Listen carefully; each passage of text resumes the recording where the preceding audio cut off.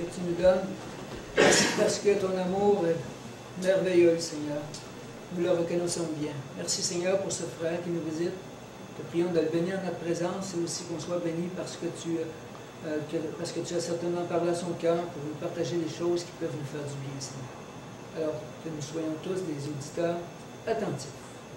Amen. Amen.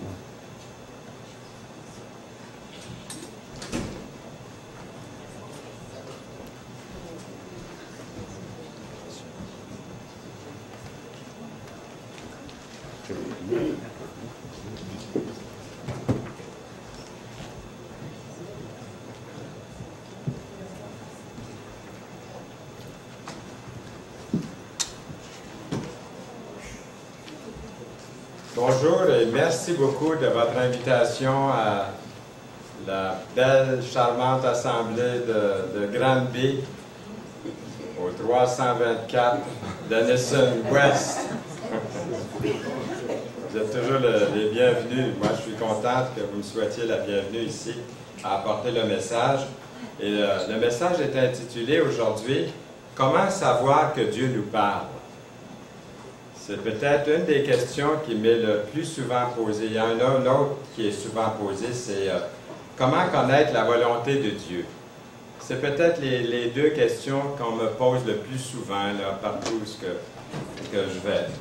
Alors, on va examiner au moins 4 principes de la direction divine. Ça peut nous aider.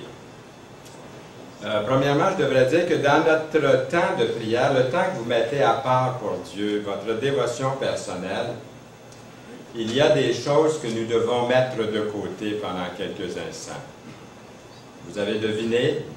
Par exemple, tournez le bouton de télévision off, O-F-F, en bon anglais, à off. Puis peut-être même décrocher le récepteur de téléphone pendant quelques minutes. Si vous êtes la maison, le foyer qui reçoit un paquet de téléphones, là, hein, ça sonne tout le temps. C'est bon des fois de dire, bon, ben là, je veux avoir un temps avec Dieu et puis je ne veux pas être dérangé. Nous avons auprès de lui, auprès de Dieu, auprès de lui, nous avons cette assurance que si nous demandons quelque chose selon sa volonté, il nous écoute. Selon 1 Jean, chapitre 5, verset 14. Mais comment connaître la volonté de Dieu? C'est marqué « selon la volonté de Dieu ». Alors, je voudrais bien prier. Je voudrais bien demander quelque chose au Seigneur, mais est-ce que je prie dans sa volonté? Ça m'a l'air pas mal important si je veux avoir des réponses à la prière. Il y a une des définitions évidentes de la volonté de Dieu, et certainement, je n'ai pas besoin de me poser la question si je suis dans la volonté de Dieu, là, présentement, en ce moment, en train de témoigner de sa parole, je suis vraiment dans la volonté de Dieu. Et lorsque vous êtes en train de parler à quelqu'un de l'amour que Jésus a eu pour vous, puis que vous êtes sauvé par Jésus qui a pris votre place à la croix, vous êtes en train de faire la volonté de Dieu. Lorsque vous témoignez, même silencieusement, à votre travail, vous êtes honnête, vous êtes intègre, vous ne travaillez pas seulement quand le patron est sur vos talons, ça vous énerve davantage hein, quand il est sur vos talons, mais vous travaillez en tout temps parce que vraiment votre patron, c'est le Seigneur. Donc, même dans votre vie, dans vos paroles, ça, c'est la volonté du Seigneur. On n'a pas besoin de se poser des questions là-dessus. Les définitions moins évidentes de la direction divine pourraient être, par exemple, quelle option choisir dans tel ou tel domaine? Qui marier? Quelle maison acheter? Ou quoi vendre? Comment, quand vendre? Quelle école biblique peut-être assister, ou quel cours dois-je suivre? Le Seigneur nous laisse, il nous a donné une intelligence, il nous a donné le bon sens, il nous a donné tout, puis on va voir dans un instant les autres choses qu'il nous donne, pour pouvoir connaître sa volonté. Il nous fait confiance parce qu'il sait que si nous nous nourrissons de sa parole, nous allons trouver des réponses comme toutes faites. Mais si on est éloigné de sa pensée à lui, puis sa pensée, on la reçoit par sa parole, à ce moment-là, comment est-ce qu'on peut être dirigé dans la vie? On peut être dirigé, mais d'après le monde, d'après des opinions, d'après des idées, bien entendu. Mais regardons quelques principes de la direction divine. Premièrement, premier principe, il est certain que Dieu désire continuellement communiquer avec nous. Il veut communiquer avec chacun, Dieu, avec le croyant. Mais nous devons désirer ce contact avec Dieu. La direction divine est la communication continuelle du désir quotidien de Dieu à l'égard de chacun de nous. Mais il y a aussi cette décision personnelle. Même si Dieu veut communiquer avec moi, est-ce que j'ai la ligne ouverte? Est-ce que je reçois ses messages? Est-ce que mon courriel virtuel, divin, spirituel fait défaut? Est-ce qu'il est bloqué? Hein? C'est mieux que Vidéotron ou Sympathico, la connexion qu'on peut avoir avec Dieu. Il faut laisser la ligne ouverte. Je dois vouloir, désirer, moi aussi, cette communication que Dieu m'offre. D'après vous, et là on va entrer dans un petit peu plus de détails, dans des choses pratiques, d'après vous, et surtout d'après ce qu'on connaît des Saintes Écritures, Dieu pourrait-il encore communiquer avec les siens comme il a communiqué autrefois? Je vous dis ça, c'est parce que j'en ai deux là qui sont après moi, deux chrétiens, deux frères qui souvent m'appellent, me parlent, puis me disent « Fernand, j'aimerais tellement ça, moi, que Dieu me parle, qu'il m'apparaisse, et puis qu'il m'envoie un ange, ou qu'il m'envoie des signes, ou si seulement, là, il arrivait quelque chose, puis il me parlerait de cette façon-là. Là. Alors, je veux entrer dans certains de ces signes-là brièvement, puis vous allez voir que ce n'est pas là-dessus qu'il faut se fier. Mais je le mentionne quand même, parce que des fois, le Seigneur s'est révélé justement par des choses pareilles. Il y a des occasions vraiment spéciales. Puis on dirait que ces deux-là qui m'appellent continuellement, eux autres, ils voudraient que ça leur arrive à tous les jours, là. Non, ça leur prend absolument ça, là. Ils sont accros au signe. Je viens d'inventer ça, là. OK. Alors, ici, on pourrait... Est-ce qu'on pourrait, là, d'après ce qu'on connaît de la parole de Dieu, puis de ce qu'on connaît de la volonté du Seigneur, est-ce que Dieu pourrait encore communiquer à haute voix? Paul entendit une voix qui lui disait « Saul, Saul, pourquoi me persécutes-tu? » Il répondit « Qui es-tu, Seigneur? » Et le Seigneur dit « Je suis Jésus. Tu persécutes. » Voyez-vous? Pour Paul, n'oublions pas que c'était une circonstance particulière. J'ai entendu un de ces deux chrétiens-là me dire, si le Seigneur pouvait me parler comme il a parlé à Paul, il ne pense pas à ce qu'il dit, hein? Il ne faut pas oublier qu'il est tombé hein, pas mal de haut, l'apôtre Paul, quand il a été frappé de cette façon-là. Mais je crois qu'il n'y a rien d'impossible à Dieu, mais faut-il attendre d'entendre une voix avant d'agir? On peut attendre longtemps. C'est une situation vraiment particulière que l'apôtre Paul a vécue ici. Est-ce que Dieu pourrait communiquer par une vision? Tiens. On pourrait désigner une vision comme étant une impression dynamique mentale aussi. Pendant la nuit, Paul eut une vision. Ah! On a vu tantôt, il a entendu une voix, la voix de Dieu. Puis là, c'est une vision. Écoutez bien, il voit une vision. Un Macédonien lui apparut. C'est ça que mes deux là, voudraient toujours qu'il leur arrive, hein? Quelqu'un leur apparaisse comme ça, voyez-vous. Ils l'ont vu dans la parole, ils pourraient dire, je l'ai vu dans la Bible. Hein? Lui apparut et lui fit cette prière. Passe en Macédoine, secours-nous, dans Acte 16, le verset 9. Encore une fois, je vous dis, ce n'est pas impossible que Dieu se révèle de cette façon-là. Il ne faut pas généraliser et penser que Dieu va se révéler constamment de cette façon. De des cas particuliers, ça peut arriver dans un cas précis, à quelque part. Mais si je suis celui qui attend toujours d'avoir ce rêve ou une apparition d'un Macédonien, pour ne pas dire une autre personne, est-ce que Dieu pourrait communiquer dans un rêve? Dans Job 33, 14, il est écrit, Dieu parle cependant tantôt d'une manière, tantôt d'une autre. Et l'on n'y prend point garde. Autrement dit, Dieu nous parle de différentes façons, pas toujours par les rêves, les visions, puis des voix, puis des apparitions. Puis il nous parle à chacun, il me parle à moi aussi, mais est-ce que j'y prends garde? Est-ce que j'ai su que c'était lui qui me parlait? Il dit, et l'on n'y prend point garde. Au verset 15, il ajoute, il parle par des songes, voyez-vous, par des visions nocturnes, quand les hommes sont livrés à un profond sommeil, quand ils sont endormis sur leur couche. Personnellement, je ne qualifierais pas d'emblée mes rêves là, trop facilement comme venant des messages là, qui viennent. Mais ça pourrait peut-être, je crois que ça pourrait quand même arriver dans un cas exceptionnel, la personne dit, Dieu m'a vraiment parlé, il y avait quelque chose. Mais il ne faut pas attendre à ça, il ne faut pas espérer que ce soit vraiment de cette façon-là qu'on peut avoir une révélation de Dieu. Est-ce que Dieu pourrait encore communiquer au travers des dons spirituels, les dons qu'il vous a donnés, qu'il me donne? Nous lisons dans la parole, il y a diversité de dons, mais le même esprit. Diversité de ministères, mais le même Seigneur. Dans 1 Corinthiens 12, versets 4 et 5. Vous avez entendu parler des différents dons, moi aussi, dans la parole de Dieu. Il y en a plusieurs, au moins une vingtaine d'énumérés.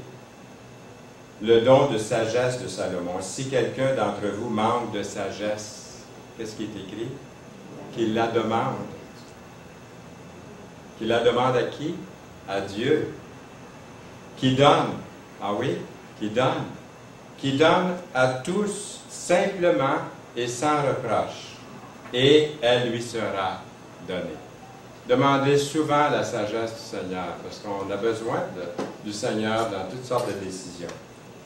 Le don de la connaissance par les vérités bibliques, de lire chaque jour, de se nourrir de la parole de Dieu à tous les jours de notre vie. Le don de la connaissance nous vient par les vérités bibliques. Le don du discernement des esprits, il y a toutes sortes, jamais dans l'histoire de l'humanité, on a été sollicité autant dans notre vie. On ne croit plus à rien, hein? On entend manger de telle sorte de gomme, vos dents vont briller. J'ai essayé ça, mais ça ne marche pas. Essayez n'importe quoi, une cire, votre auto, vous n'avez plus besoin de la cirer de l'année, là, puis tout ça. Essayez-le, vous allez voir, ça ne fonctionne pas plus que ça. Bien, dans le spirituel, c'est la même chose. Nous sommes sollicités par une multitude d'esprits maléfiques. Maléfiques, qui sont tout autour, qui veulent avoir notre attention. Puis ils l'obtiennent trop souvent, n'est-ce pas? Et le don du discernement des esprits nous fait reconnaître les erreurs en matière surnaturelle et spirituelle. C'est important de se nourrir de la parole de Dieu pour avoir ce discernement. Revenons à ces choses que Dieu pourrait-il encore communiquer par les circonstances. Il n'arrive rien sans la volonté de Dieu. Nous lisons dans la parole, « Confie-toi en l'Éternel de tout ton cœur, et ne t'appuie point sur ta sagesse. Reconnais-le dans toutes tes voies, et il aplanira tes sentiers. » Dans Proverbe 3, verset 5.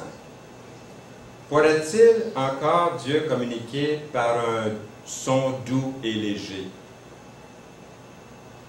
Pour ça, il faut avoir la pensée de Dieu. Nous lisons dans 1 Roi 19, 11 à 13, « L'Éternel n'était pas dans le tremblement de terre. Et après le tremblement de terre, un feu. L'Éternel n'était pas dans le feu. Et après le feu, un murmure doux et léger. » Ce qui nous montre que des fois, Dieu se révèle à nous, puis c'est comme un doux murmure, et on se dit, est-ce que c'est lui qui m'a parlé? Mais est-ce que c'est Dieu qui me parle? C'est bien possible. C'est pas un fracas, un coup de tonnerre tombant en bas de son cheval, si vous faites de l'équitation. Non, un doux murmure, doux et léger. Quand Élie l'entendit, il s'enveloppa le visage de son manteau.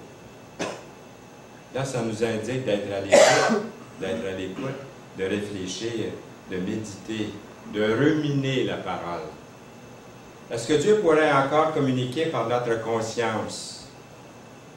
Nous lisons ne pas s'attacher à des fables et des généalogies sans fin qui produisent des discussions, plutôt qu'elles n'avancent l'œuvre de Dieu dans la foi. Le but de cette recommandation, c'est un amour venant d'un cœur pur et d'une conscience et d'une foi sincère. 1 Timothée 1, 4 et 5. Dieu pourrait-il aussi se révéler par la nature? C'est pour ceux qui ont voyagé un peu ce matin, là, si vous étiez un petit peu en campagne, en dehors, en venant ici. Je pense qu'il n'y a pas une année là, que je me souviens que ça dure aussi longtemps que ça, les belles couleurs dans la nature. Il me semble que ça a commencé de bonne heure, puis ça continue, ça perdure. C'est merveilleux de voir toute cette beauté des couleurs qu'il y a autour. Même ce matin, on a vu plus de montagnes qu'on avait vu d'habitude. C'est drôle, hein? Parce qu'elles sont toutes belles, on les voit, toutes les couleurs, on en parlait en route, on essayait de les nommer.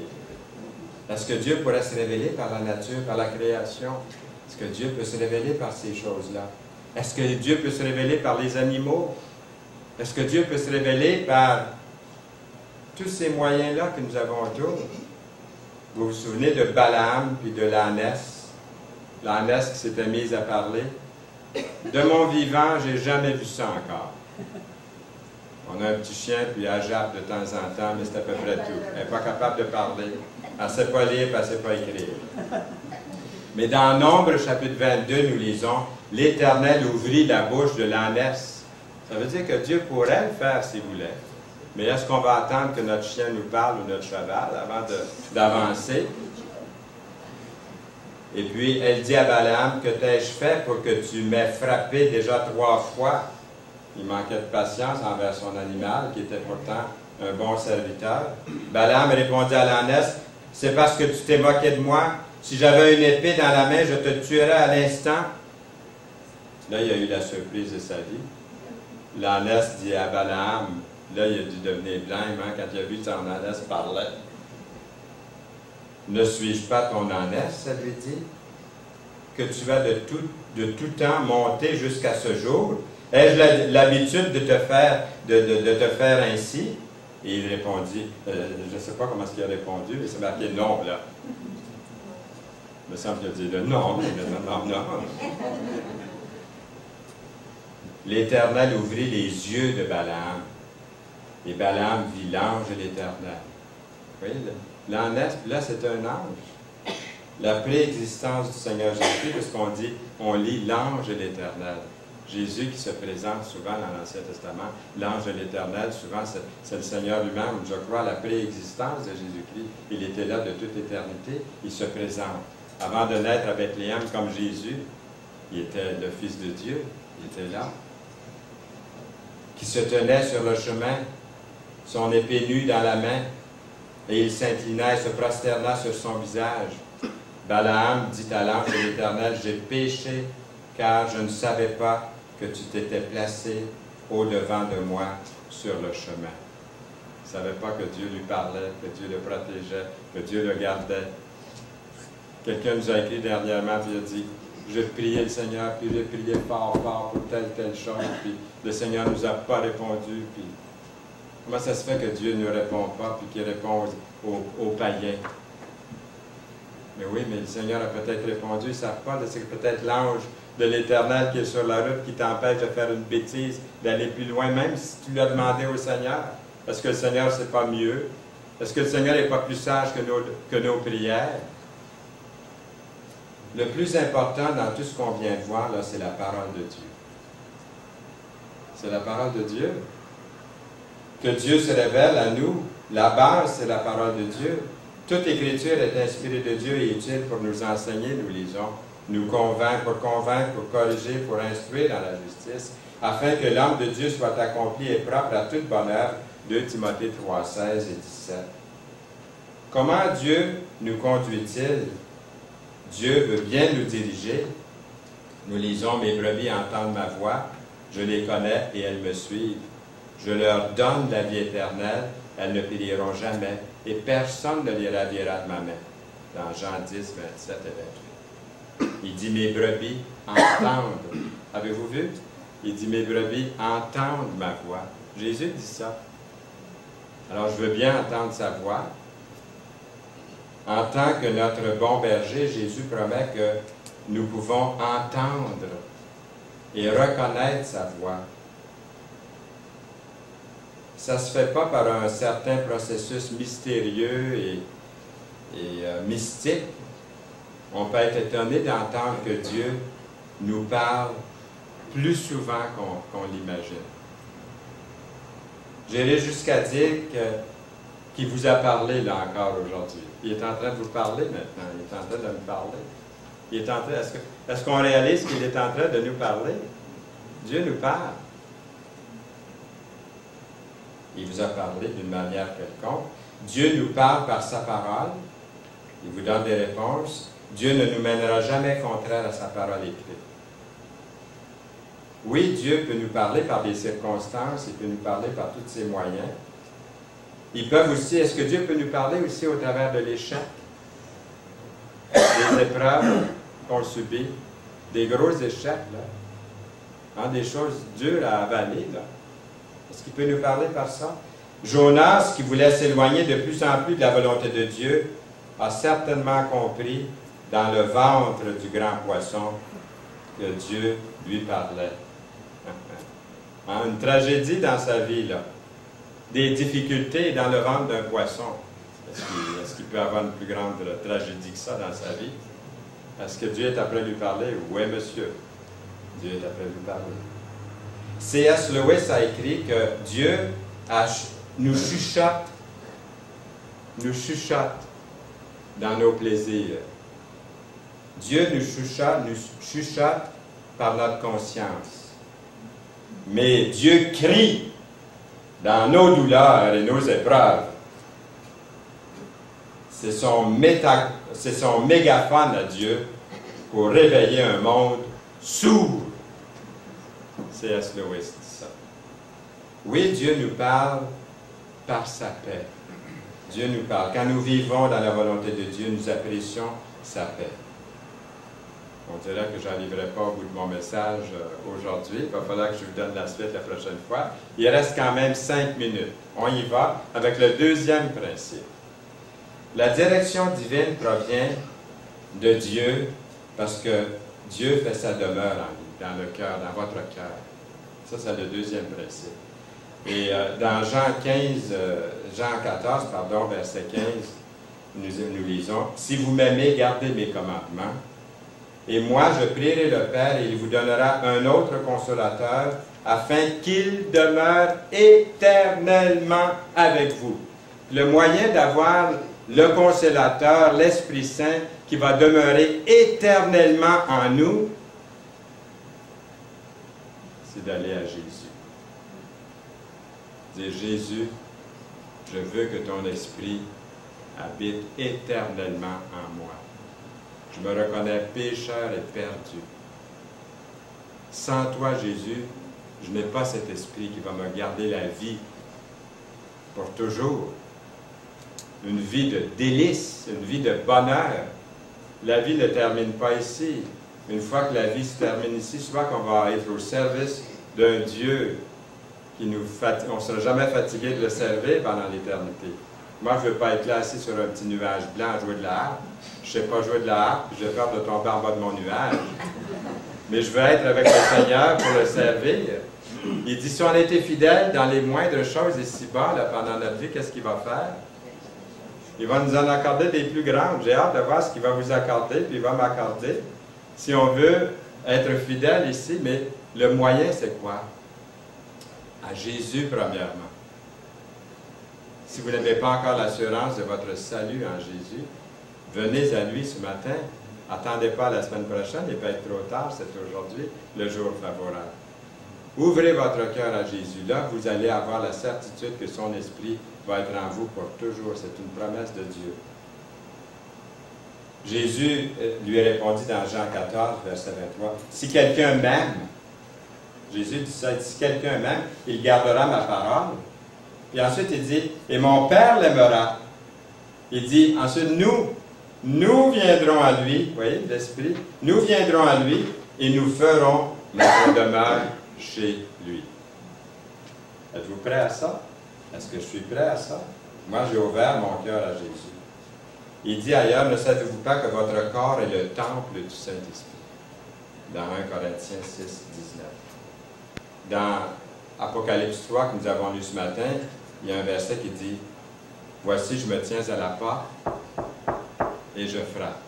Si quelqu'un entend ma voix et ouvre la porte, j'entrerai chez lui. Il dit, je souperai avec lui et lui avec moi. » Le troisième principe, il reste 1 minute et demie. Quand la prudence fait défaut, le peuple tombe, nous lisons. Et le salut est dans le grand nombre des conseillers. Nous devons rechercher la direction divine qui peut se manifester au travers des autres croyants qui sont avec nous. C'est pour ça que c'est important, les réunions, les rencontres entre chrétiens. Vous entendez la voix de Dieu par votre frère ou sœur qui est à côté de vous, là.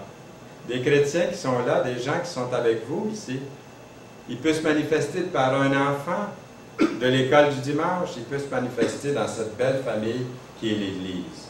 C'est le troisième principe. Et si vous voulez, on va continuer la prochaine fois, parce qu'il reste encore quelques principes à couvrir. Et puis, il faut prendre le temps de les voir comme il faut. Êtes-vous d'accord avec ça? Alors, vous dites Amen? Amen. Amen. Seigneur, nous voulons te remercier pour ta bénédiction, la bénédiction de ta parole dans ma vie, dans la vie des auditeurs ici, auditrices qui sont ici ce matin, les frères et les sœurs, et pour ceux et celles qui n'ont pas encore fait la paix par Jésus, qu'ils puissent entrer par cette porte qui est Jésus, afin d'avoir cet esprit éternel en eux. Et Seigneur, nous voulons te remercier pour ces principes que nous avons lus ce matin, pour connaître ta volonté, pour marcher dans tes voies. Seigneur, nous les connaissions, c'est bon de les réentendre, de les réaffirmer en notre esprit, de les enregistrer dans notre cœur. Nous voulons te remercier de ta bénédiction. Au nom du Seigneur Jésus. Amen.